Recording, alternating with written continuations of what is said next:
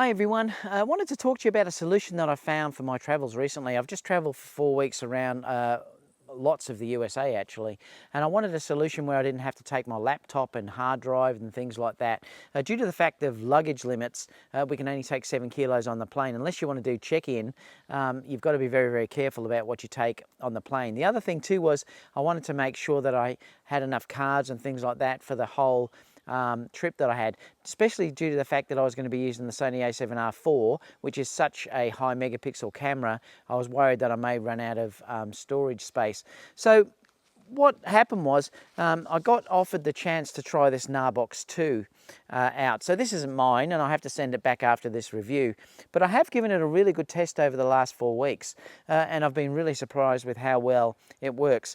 Look, it's not a cheap solution, but it just depends on what you want to get with your travel, or if you're a wedding photographer or someone else, where having the files backed up during the task or at the end of the day is critical.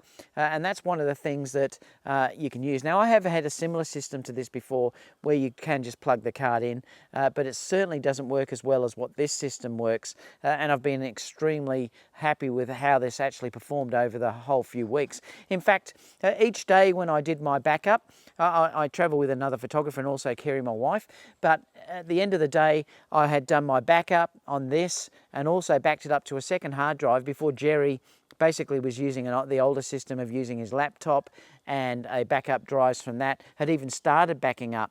So for me, it's certainly revolutionized the way that I travel, and I could travel very, very light and not having to worry about having the files protected. So what's the big deal about this actual drive? Well, for starters, it has an internal processor inside this. So it's like a mini computer, and that's what you've got to understand. Yes, they're expensive, but you're paying to have a mini computer in a box like this with an SSD that's in there and also a processor. So it actually has an Intel quad-core processor in this, and it's running at 2.4 gigahertz. It has 4 gigabytes of internal RAM as well. So like I said, this is really a mini computer, and it's just amazing the way that the whole system works. It really is incredibly fast and incredibly safe in how it backs the files up, and I'll talk about that a little bit later. Now, there's 3 versions of this. There's a 256 gigabyte one, there's a 512 gigabyte one, and there's a 1 terabyte one. I do recommend that you get the largest one that you've got, but I had the 512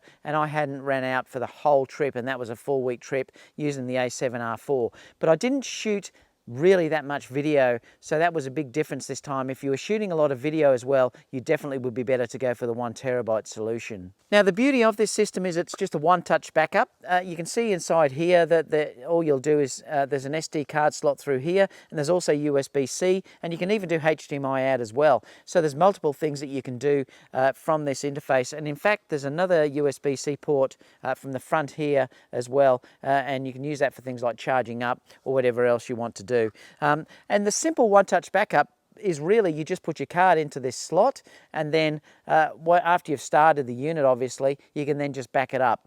And the interesting thing is it uses presets. So I've set presets up in this unit. So I did one for the a7R IV, I did one for the A9, and I did one for the A7 III, and then I could put each card into its own preset folder, and that keeps everything organized for when I get back. I'll know exactly where everything was saved, and that's fantastic. The other thing that it does too is it does a checksum. So it's basically verifying all the files that it crosses over or copies over. So that is such a great thing to do, because you know that the files have been verified, and then you'll know that they're not going to be corrupt. So that's terrific in itself.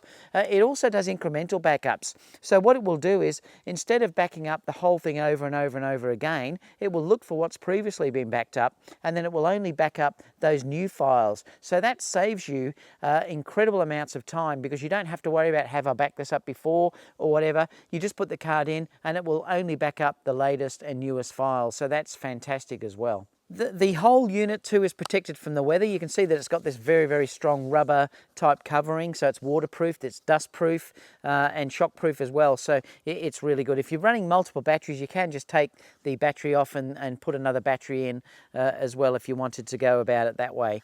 But it works brilliantly, and I really like that. And my solution was to do the backup on this, and then I'd use a hard drive to connect to that as well. So this is my second backup, and all I would do is I would just connect the hard drive to the USB-C port, and then I would save it to this little Samsung SSD. So it's a very, very simple solution, and then I've got 3 backups. I've got the cards in the camera, I've backed up to this unit, and also backed up to my SSD drive. And it's all seamless. You don't need anything apart from what you've got here to do that. So I can travel just with this system alone. I mean, look how small this is compared to taking laptops and everything else. I know there are solutions out there that will do this in hard drives as well, but they won't do things like doing this checking, this verifying of your files, changing. Now, I didn't do this time because I didn't shoot much video through these cameras, but it will also convert your video into different formats that I'll talk about soon as well. And because this has that computer inside it, that's what gives it the ability to do way more than what these just Wi-Fi hard drives that are out there can give you. So it can give you high-speed transfers up to 350 megabytes per second. So it's very, very fast. And in fact, I found the backups were extremely fast. I was surprised actually how quickly they were all done. Okay, so with video, this thing is really quite powerful because it will transcode video for you if you want to do that. You can just save as the native format, but if you want to, it will go to things like RAW, ProRes, H.264, H.265. So that's incredibly powerful. Now, the advantage of doing that is that later on when you go into your software like Final Cut, there's no transcoding needed. So it's very, very quick when you go later on to edit this video. So that's another reason why the processor is in this unit, and it's a fantastic feature. So there's 2 apps that you use with this system. There's Safekeep and also Selects. So let me show you how this whole system works. Now there's 2 apps. Let me switch over and I'll show you the iPhone. So here you'll notice there's 2 apps up the top. There's one up the top right hand corner called Safekeep, and there's another one under there that's also called Selects. They're the apps that you use with this. Now, to set up presets, and this is the great way of working this, I'll open up Safekeep and I'll show you how this system works. So as this opens up, it's just checking my Wi-Fi connection to the Gnarbox. I'll click into here, and then you'll see these are the presets. Now, the Dropbox is already set up for you in the software, so is Gnarbox. They're set up there. Now, Dropbox is great because you can use the phone's coverage to upload to Dropbox directly, and then you could share images with anyone as long as you have phone coverage. And that's one great system as well, that this will integrate with Dropbox right from within the package without adding anything. Now, the cameras that I took with me here were the A7 III, you'll notice there's a folder in there, the A7R IV, and also the A9. Now, all I'll do is, when I put the card into the Gnarbox, I would just then select from the menu one of these cameras, whichever one it was. And that's simply how it is. So it's basically just putting it in dates. And you'll see that everything is sort of streamlined in dates down here. And if you check through it, you'll also be able to see it takes in the raw files as well. And then if I click into there, it will eventually build up the raw file preview that you can see as well. So this system works really great. So it's more like the file management to how this works, and it's a very, very quick process. And I love the way that I could just back up each day to the camera itself. So, you know, I'd have a separate one for my A7 III, another one for the A9, another one for the A7R III. So that's that app.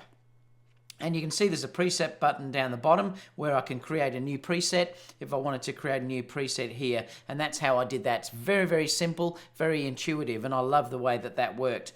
Now, if I quit this, so the next app that we'll look at is called the Selects. And if I click into the Selects, you'll see again it's going to check network connection to make sure it can see it wirelessly. It comes up saying what it is. I'll then click inside it. And again, you'll now see those same presets sitting in through here. So for instance, if I wanted to check my A9, I could just click onto the A9 and then go into the folder that is done on that day. If I click into here, I'll just open up and see what we can find.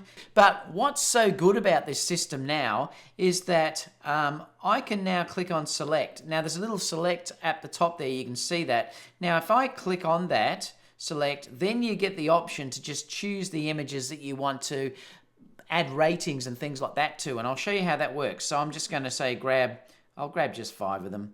And then you'll notice that it says Open Workspace down the bottom. If I click onto Open Workspace, you'll now see that the images have come through. Now, you can do this as groups if you wanted to do things as groups, but I'm just going to show you how it manually does it. Now, if I click onto that, I can then put my star ratings in. Now, these star ratings follow it. It's basically like a mini photo mechanic, and so you can do that as well. So you can put whatever rating you like, so you could be on the plane or something like that and select your rating directly through there as well. If I click down the bottom down here as well, I can also save it to my iPhone. It'll go into your photo catalog, so that's great as well, and then you can just open it up and edit it on your iPhone, so that's really nice as well. You can also remove it from the workspace if you wanted to take it out, or also delete it as well. You'll notice too that there is like this little tagging icon over here, so where you can put keywords in, and you can type that keyword in as well. So you might have something where, you know, it could have been called something or whatever you wanted to call them, and then those keywords will also go inside of Lightroom as well. I found this really powerful, and it was great to be able to sit on the plane and do all my star ratings while I was coming home, and all those star ratings then went into Lightroom as well. Like I said, it's like a mini photo mechanic, and I think it's a really great system, and I really enjoyed using it. It's also a bridge to other apps as well, like it will bridge to Lightroom, it'll bridge to iOS, it'll be Affinity Photo, and also LumaFusion, which it works very strongly with. So it's got all of these features that are built inside this tiny little unit that is just there to aid your workflow, and it's really great. In fact, I was using it all the time through connected to my iPhone. I would get select images and then I would download those to the phone and upload them to the internet immediately, and it's a great way of doing it because you get little previews that you can see on your phone, and then you can upload them. Even dealing with a file size like what the A7R4 was giving me, which is 60 megapixels or 70 megapixels, it was extremely fast, and I love doing that feature and putting things up immediately online. All right, so to sum up, what do I think about this? Well, there's a couple of issues, I suppose, that you could say about it. It's not cheap. So that's one thing that you've got to understand about this system. It is not a cheap system. And I suppose only you can make that decision whether you think it's worth it for your trip or if you're a wedding photographer and things like that. You have to make that judgment. I personally think it's great for what I did, like where I went away on a long extended trip. I was away for 4 weeks. And I would have been extremely nervous and anxious about having all those images that I'd taken over that period of time not backed up safely in a place like this to multiple drives. Yes, I could have done that with, say, computers or other hard drives, but the way that this works certainly made my life an awful lot easier. And I suppose you just have to work out whether you think that is worth that cost or not. Apart from that, let me know what you think about it in any questions you've got down below, and I'll get back to you as soon as I can. And I'll see you all in the next video. So bye for now.